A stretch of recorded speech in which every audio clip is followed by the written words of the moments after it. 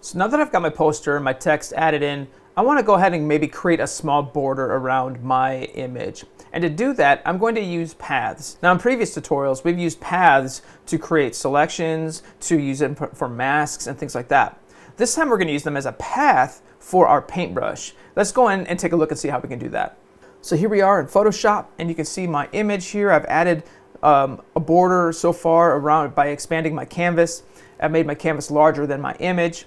I did take and mask out part of my my group here. So inside my bin or my group, I've got all of my layers and adjustment layers to create this composition. If you don't know how to do that, take a look at some of my other videos in creating those types of things. I've already covered those in our lessons so far. So at this point, I'm going to create a border around my image. So to do that, let's get that out of the way. There we go. I'm going to come up and grab my rectangle marquee tool. And I'm just going to click and drag from the corner of my image up here all the way down to right about there. Right there, that's good. So I've got that there. And then we're going to create a path. So we need to find our paths palette. Let's see here. Let's go channels, properties, adjustments, layers. There's paths right there. Paths. Boom. And we're going to create a new one. And there we go. We've got to create a new path. And we're going to mark this one like make work path from selection. So there's my work path. Now I'm going to create a new layer at this point just because I want my border to be on a separate layer so I can actually manipulate it, delete it if I don't like it, and so on. So that's good there. And let's go ahead and grab our path just with our work path selected here on paths. I'm going to grab this little one here. We've got one that says to fill, one says to stroke, one says to make that selection.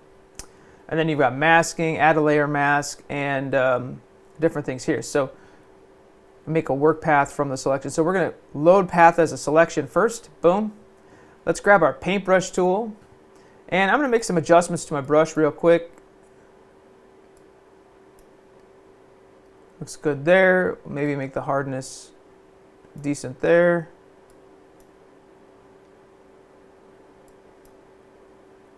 Yeah, we'll go with that.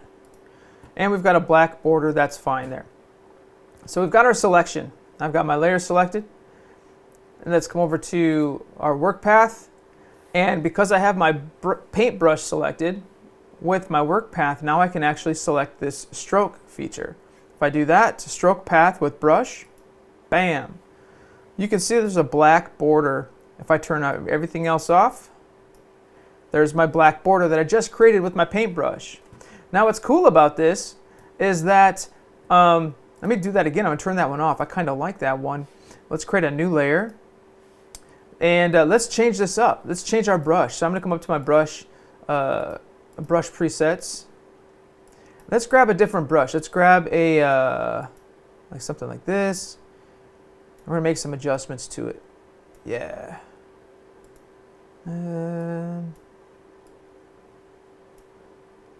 Adjust the size.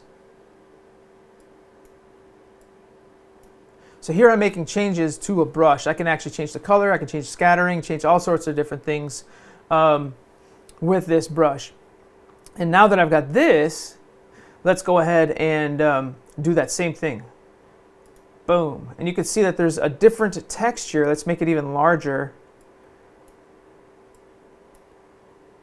so you can actually see it. In fact, I'll go dual brush on this one, and I'm going to grab a different brush altogether. Okay, and let's say, no, we'll go with that. We'll just keep with that, make it bigger, Control D to deselect. There we go. So now that I've deselected that, I don't have that selection, I can actually get on the left and the right side, or the top and bottom, inside and outside of that stroke.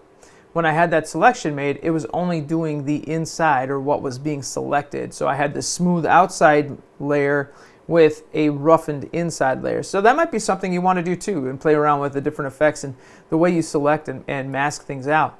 But just like that, you can see I made a funky little brush. If I turn everything else off again so we can see it, There you go. I made a cool little border just by playing with the brush size, the brush type, and then of course its scatter and frequency. So you can create a funky little border depending on what your image is. For me, with this particular image, this border probably doesn't fit with the topic, so I'm probably going to stick with a plain black solid border there, and then keep it very clean because I like this particular one to be very clean. So there you go. Now we've actually created a border using a path based on a mask or a basically a selection tool that we made. So I hope this helps your next project, and until next time, keep creating.